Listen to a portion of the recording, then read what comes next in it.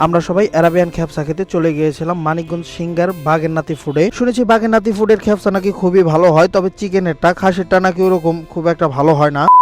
Hello, আসসালামু আলাইকুম everyone, কি অবস্থা সবার, কেমন আছেন সবাই? তো আমরা কিন্তু জুম্মার নামাজ পড়ে সব ভাই ব্রাদাররা মিলে বের হয়ে গেছি বাগের নাতি ফুডের খ্যাপসা খাওয়ার জন্য। আমরা কিন্তু জুম্মার নামাজ পড়ে খুব বেশি দেরি করি নাই, কারণ হচ্ছে আমাদের ওইখানে গিয়ে হচ্ছে লাঞ্চ করতে হবে। আর আমরা কিন্তু আগেই খ্যাপসাটা ফোন দিয়ে অর্ডার করে রেখেছিলাম। আর যাওয়ার সময় কিন্তু আমরা খুবই সুন্দর সুন্দর কিছু রাস্তা এবং জায়গা উপভোগ করেছি, যেগুলো দেখতে খুব বেশি সুন্দর ছিল। আমার কাছে অনেক ভালো লাগছে এই রাস্তাগুলা। ভালো লাগার অন্যতম একটা কারণ হচ্ছে দুই সাইড দিয়ে হচ্ছে চক আর মাঝখান দিয়ে হচ্ছে রাস্তা, এই জিনিসটা অনেক বেশি ভালো লাগছে। সুন্দর রাস্তাগুলো পাড়ি দিয়ে খুবই সুন্দর একটা ব্রিজে চলে আসি, যদিও ব্রিজটার নাম আমি জানি না, তবে এখানে দাঁড়িয়ে কিন্তু আমরা সবাই মিলে অনেক বেশি ছবি টবি তুলছি এবং আড্ডা দিয়েছি একটু। আমরা কোথায় যাইতাছি?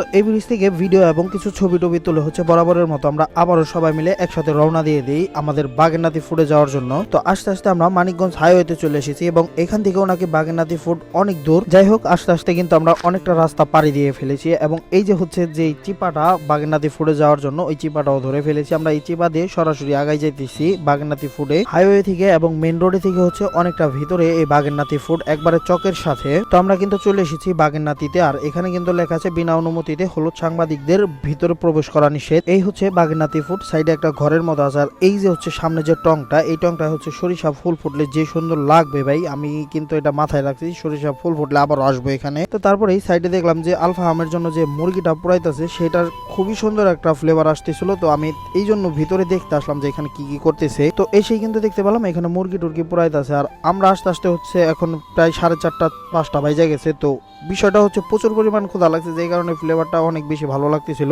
আর এখানে আমরা ছাড়াও কিন্তু আরো অনেক কাস্টমার ছিল তাদের, তো তাদের জন্য কিন্তু এখানে মুরগি টুরগি রেডি করতেছিল। দেখেন কি পরিমাণ কাস্টমার থাকলে এতগুলা মুরগি পুরাইতে পারে এখানে। বিষয়টা হচ্ছে আমাদের খাবারটা হচ্ছে রেডি, বাট আমরা হচ্ছে টঙে বসার জন্য এখানে একটু ওয়েট করতেছিলাম, কারণ টঙে যারা বসে আছে তারা হচ্ছে খাইতেছে কিছু মানুষ। তো তাদের জন্য হচ্ছে আমরা নিচে বসেছিলাম, তারা উঠলে হচ্ছে আমরা টঙে গিয়ে বসবো। তো অনেকক্ষণ বাইরে বসে থাকার পরে কিন্তু টংটা খালি হয়েছে, আর যে কারণে আমরা উঠে যাইতেছি সরাসরি টঙে, কারণ হচ্ছে টঙে বসে খাওয়ার মজাটাই হবে আলাদা। আর আমার আগে হচ্ছে সবাই উঠে গেছে, সবাই বলতে নাইম ভেরা সবাই হচ্ছে উঠে গেছে। আর এখানকার যে ভিউ ভাই, এই ভিউটা দেখলেই হচ্ছে শান্তি। তো আমরা টঙে বসতেই কিন্তু এই ছোট ভাই কিন্তু আমাদের খ্যাপসা গুলা নিয়ে আসতেছিল। আমরা এখানে মোট 3টা খ্যাপসা অর্ডার করেছিলাম, এই যে 2টা আর আগে গিয়েছে একটা। তো এই হচ্ছে আমাদের খ্যাপসাটা। আর খ্যাপসাটা থেকে কি সুন্দর একটা অ্যারোমা আসতেছিল, আমার কাছে খুবই ভালো লাগতেছিল অ্যারোমাটা। আর এখানে খ্যাপসাটা দেখতে কিন্তু খুবই লোভনীয় লাগতেছে। আর আমি শুনেছি চিকেনেরটা নাকি খুবই ভালো হয় তাদের। আর খাসিরটা হচ্ছে কয়েকজন আমাকে রিভিউ দিয়েছে যে খাসিরটা না নিয়ে মুরগিটা খাওয়াই বেস্ট হবে আপনাদের। তো এই জন্য আমরা আর খাসির ভিতরে যাইনি, 3টা খ্যাপসা নিয়েছি। তো 3টাই কিন্তু চিকেনের খ্যাপসা নিয়েছি। তো যত যাই হোক ভাই, খাবার সামনে নিয়ে এত ধৈর্য ধরার সময় নাই, কারণ হচ্ছে এখন বাজে প্রায় 5টা আর আমরা বের হয়েছি সেই